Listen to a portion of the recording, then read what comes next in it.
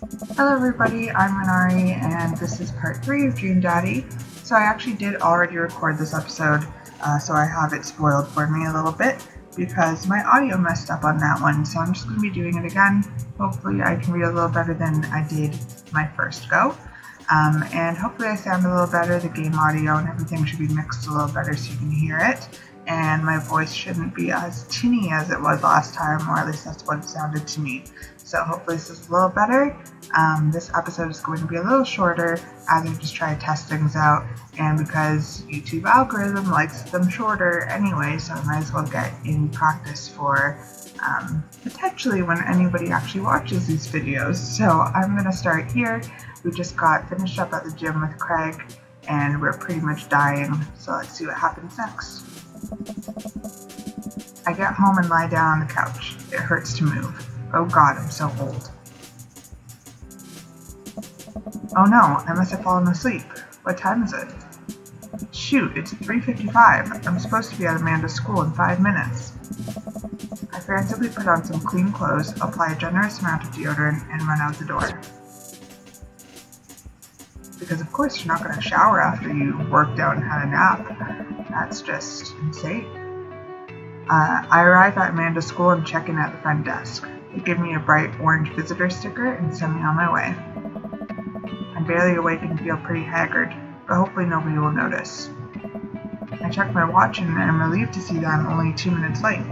Wait, was it room 103 or 108? I spot a youth standing at his locker and approach him for help. Excuse me, do you know where Mr. Vega's classroom is? The youth turns around and looks me up and down with heavily lined eyes. So this, I commented it on my first run through. This is exactly what somebody would think a youth is. This is exactly what a dad would think youth is, and it's not accurate. It's really funny. He kind of looks like he's like 27, so I don't really know why he's in high school. Sigh. Come on, kid, I'm late for a meeting. Mr. Who? Mr. Vega. I don't know, have you tried the exit? Okay, wise guy, are you going to help me or not? Fine, up those stairs and to the left. Can't miss them. I head up the stairs and walk around, unable to find Mr. Vega's class anywhere. After a couple minutes of searching, I head back downstairs. That punk youth sent me on a wild goose chase. Obviously he would. Look at him. He does not go to class. I get back to where that low-rent Gerard Way is standing, fully ready to give him a piece of my mind, when suddenly a head pops out of the classroom next to his locker. Oh. Lucien, don't you have a third period to get to? Of course his name is Lucien. Wow, I didn't notice that. What a, flamboyantly anti-establishment name. Sigh. Fine, Mr. Vega. Wow. Now I'm officially 10 minutes late. I glare at him as he walks away. It took him 8 minutes to go up and down the stairs once.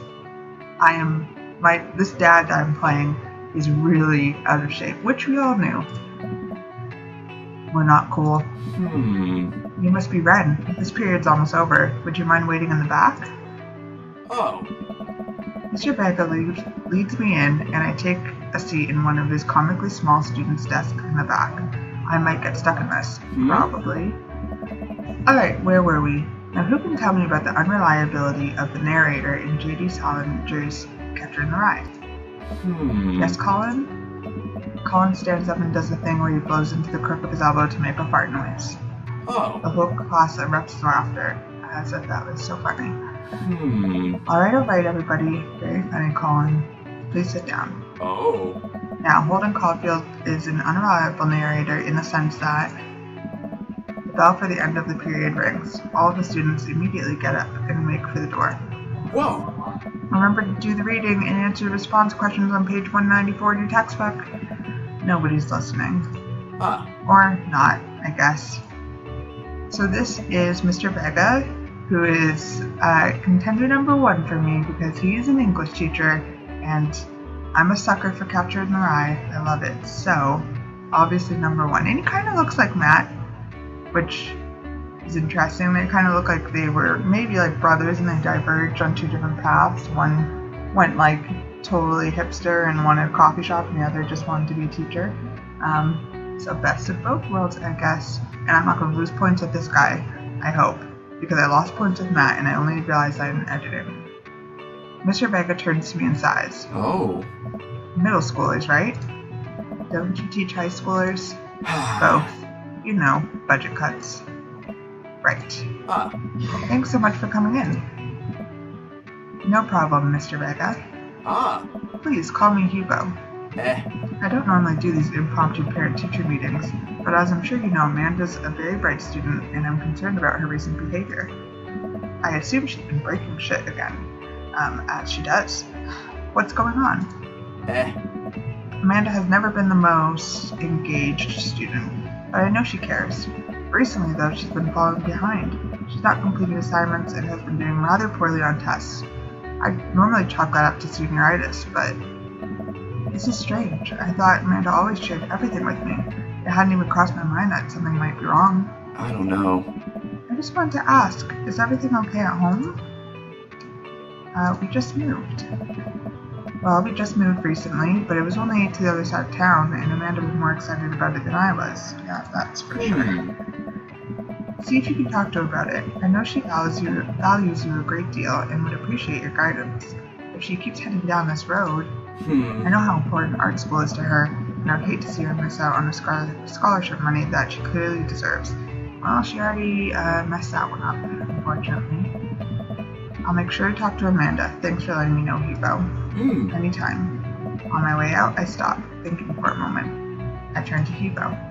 Hey, Hugo. Oh. Yes? You ever catch that rye? This terrible joke. Or real question. But he likes it, apparently. I guess just because I was paying attention a little bit, and his students don't. I leave the classroom and make my way out of the school. I'm still a little bit in shock that Amanda was able to hide this so well from me. She's always been such a force for positivity in my life, especially after we lost her mother.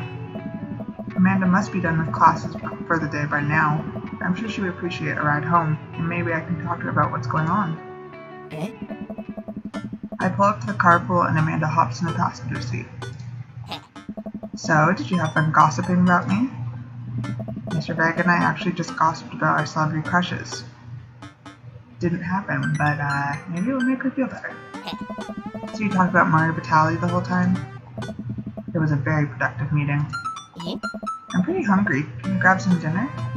Sure thing. Let's go to the mall food court. Does that sound good to you? Yeah, sure. Why the mall? Geez, can't a dad take his daughter to the mall? I feel like all dads take their daughters to the mall when they have to talk about something important. That's just like Dad 101. Will you buy me things? I will buy you a thing. Singular. Sounds like a deal to me. We drive in silence for a while. Amanda plays a game on her phone. I should say something. You know, sometimes when a kid gets older, they find that they have to keep things hidden from their parents. And that's okay, because sometimes that's what kids do. And that's okay, but also sometimes it's good to have the parents' perspective. Because, you know, maybe the parents have also dealt with similar situations. Look at your dad. I'm not convinced that he graduated high school. And maybe they're a little cooler than you give them credit for. Anyway, what I'm trying to say is that it's good to share. Love you. He ended that weird. He ended it like he's, texting. Have you been reading my tweets? You have a Twitter? What? Never mind. Look, sweetie, Mr. Vega said you haven't been participating in class and that you're not turning things in. Oh, I'm fine, Pops. Senioritis and all that. I thought you liked Mr. Vega's class. It's fine. He's fine. We pull up to a stoplight and I eye Amanda. She's still texting. I want you to know that you can talk to me about anything. Uh-huh. I can tell that whatever it is, she doesn't want me knowing about it. That's frustrating. I heard MR is going to that fancy art school in California. That's exciting. This is the worst. This is the worst thing to say. I don't know what. I wish I could have a selection for this of what to say, because why the hell would you say this to her? What a horrible thing to say. Yep. Are you bummed that you guys aren't going to the same school? Yeah. Oh my god. Yep. Of course. What the hell is this conversation? Amanda keeps texting. She stifles a laugh. What's so funny? I don't think you'd get it. Okay. Who you texting? Noah. Who's Noah? My friend. Does he go to your school? Yep. Do you like Noah?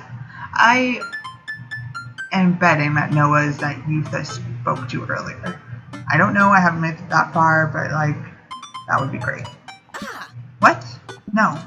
Dad. Ugh. I can't believe you would. Dad. I mean, jeez. Why would you? Ugh. Gross. Sorry. Just asking. Dad, he's just my friend.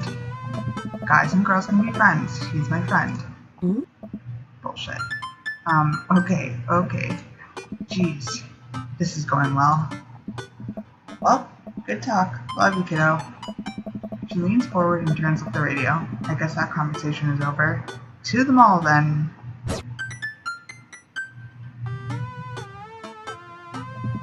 We arrive at the mall, a big indoor shopping center with a couple different floors. It's kind of dead, but that doesn't stop a mall security guard from yelling at a group of loitering teens. Let's eat something disgusting for dinner. Yeah. Hell yeah. Language, Missy. Heck yeah? Better. We approach the food court and evaluate our options. There's greasy restaurant after greasy restaurant. My heart burns just looking at the menus. Nobody looks happy to be here. What are you in the mood for? Bread dipped in sugar, bread with cheese on it, or do you just want to inject some fat directly into your bloodstream? I extend my hand to her. Would you do me the honor of sharing some nachos? She takes my hand with a grin. It would make me the happiest, cheesiest girl alive. We order a giant pile of chips and unnaturally orange cheese from a very unenthusiastic and possibly stoned teenager. We take a seat at a rickety table and dig in. These are bad. These are very bad. Yeah, no shit, they have the orange movie theater cheese. It's not even a real dinner, it's like a snack. I mean, they're kind of good, but why would you go there for dinner? But also strangely delicious. You have to eat through the pain. We enjoy the fluorescent cheesy goodness together until we're all out of nachos. So, something's been bothering me for a while. Can you explain memes to me? Oh my god. I thought I was gonna ask. About school. Amanda sighs deeply. He hasn't specifically brought that up yet. About what she's gonna do. She's in the dark sky going nuts in the background. Which meme? All memes? Anyways. Dad, it's complicated. See, memes are just inside jokes shared by a bunch of people that get less funny the more people do it. So the problem is that by the time a meme gets to you, Dad, all of us youths have already done the joke to death. And what's worse than that is that movies and TV and video games will try to jump in on a meme train, but that just based on how long it takes to make them, the meme will be long dead by the time it comes out. So it just dates it and isn't funny. That reminds me of the "What are those?" joke about shoes that was in Black Panther for no reason at all. And it's still kind of funny, but it's not going to age well, and it already kind of isn't, and it's really uncomfortable in that movie. Oh shit, what up? Dad, please. Anyway, changing the subject. Where to now? Want to go to that goth store? What? You know, the one that's all black and tries to establish itself as anti-establishment despite being an exact representation of the establishment? I don't know what store you're talking about. You know, the one where you can buy chain wallets and it's basically an assault on what people fought so hard against in the punk and hardcore movements of the 70s and 80s. Dude, you've got to be more specific. The one you threw up in that one time. Oh, that one. Hey! And now we're essentially in Hot Topic, but I'm going to leave it there. We are going to meet one more dad in the next part, and I think that will be all of them. Except for there's one that we saw at the coffee shop that we just saw for a second and haven't actually met yet. So technically 2 more dads to meet. But right in this episode we met Hugo, who is probably the best right now. So hopefully everything sounded okay in this episode, and I will see you in the next one. Thank you so much for watching. Talk with me below in the comments.